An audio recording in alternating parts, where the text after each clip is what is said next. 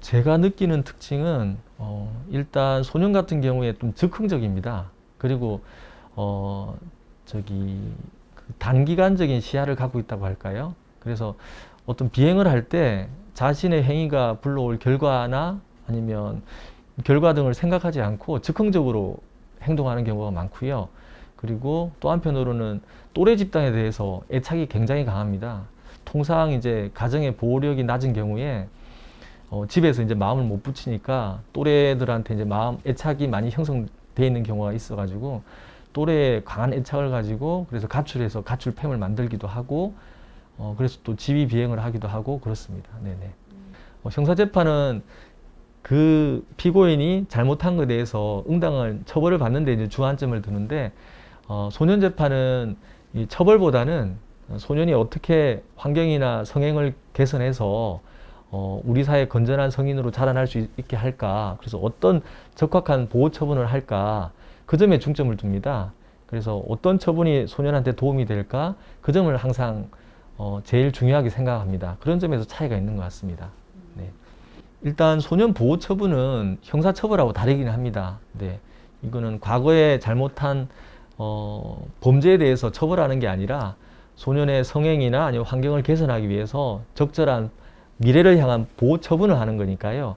형사 처벌은 아닙니다. 그리고 저희가 이제 그 범죄 경력 조회나 수사 경력 조회를 떼보면 소년 같은 경우에는 소년은 송치됐다는 그 내용만 수사 경력 조회에 나오고요. 이 소년이 제일 중한 10호 처분을 받았는지 제일 경한 1호 처분을 받았는지 그건 나오지 않습니다. 네, 그래서 또 소년법에도 있지만 보호 처분을 받았다고 해서 소년이 법적으로 불이익을 받지는 않습니다. 네네.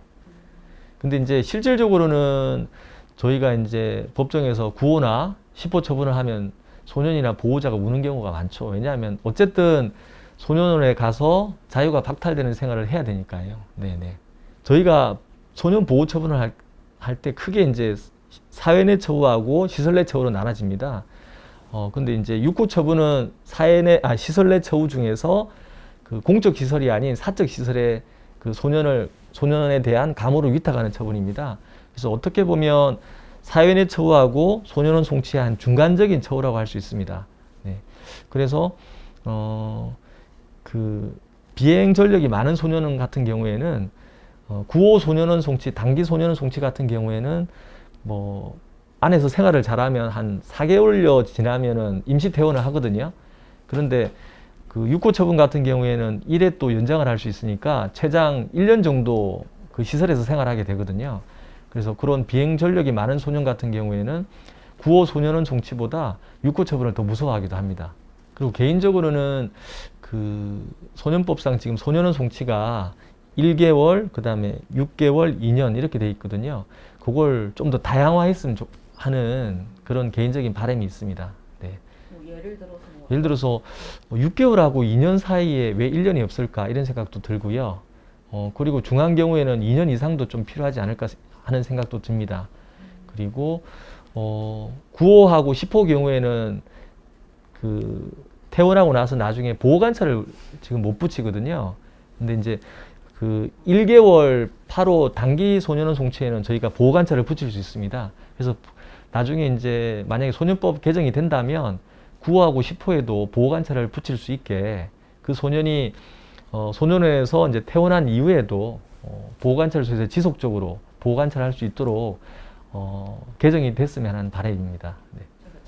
아무래도 뭐 충북 전체 지금 충북에는 가정법원이 따로 없습니다. 그래서 청주지방법원에서 이제 그 소년부에서 이제 소년 재판을 하고 있는데 아무래도 혼자서 담당하고 있으니까 고민되는 사건의 경우에 서로 이제 이 소년에 대해서 어떤 처분을 하는 게 가장 그 소년에게 도움이 되고 적합한 처분인지 고민이 될 때 혼자 좀 고민해야 되는 점이 애로사항이라면 애로사항이라고 할 수 있을 것 같습니다.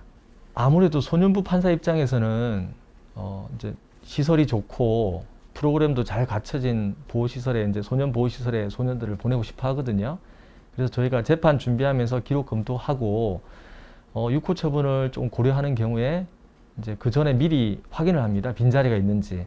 근데 통상적으로 이제 시설이 좋고 프로그램이 잘 갖춰진 소년보호시설은 자리가 없는 경우가 많아가지고요. 그래서 그 시설에, 그 소년 보호시설에 그 감옥 위탁하고 싶은데 그렇지 못하고 다른 시설에 위탁하는 경우가 종종 있기는 합니다. 네. 그래서 소년법 판사 입장에서는 시설이나 아니면 프로그램이 잘 갖춰진 그런 소년 보호시설이 좀 많이 늘어났으면 하는 그런 바람이긴 합니다. 제 개인적인 생각으로는 이렇게 소년이 비행을 하는 원인을 따라가 보면 결과적으로는 가정 환경에 있거든요. 그러니까 저한테 재판받으러 오는 대부분의 소년들이 보면 가정의 보호력이 낮은 경우가 많습니다. 뭐 가정의 보호력이 충분하고 경제적으로 안정된 가정의 소년 같은 경우에는 주로 아마 인터넷이나 SNS에서 뭐 욕설을 하는 이런 비행들인데, 가정 보호력이 낮은 소년 같은 경우에는 뭐 또래끼리 뭉쳐가지고 뭐 절도라든지 사기, 그다음에 폭력 이런 비행을 하거든요. 그래서 제 생각에는 소년에 대해서 보호 처분하는 것도 중요하지만 그 소년의 가정 환경을 개선해 주는 게 더 우선이지 않나 싶습니다. 4호 단기 보호 관찰은 1년이고요. 그다음에 5호 장기 보호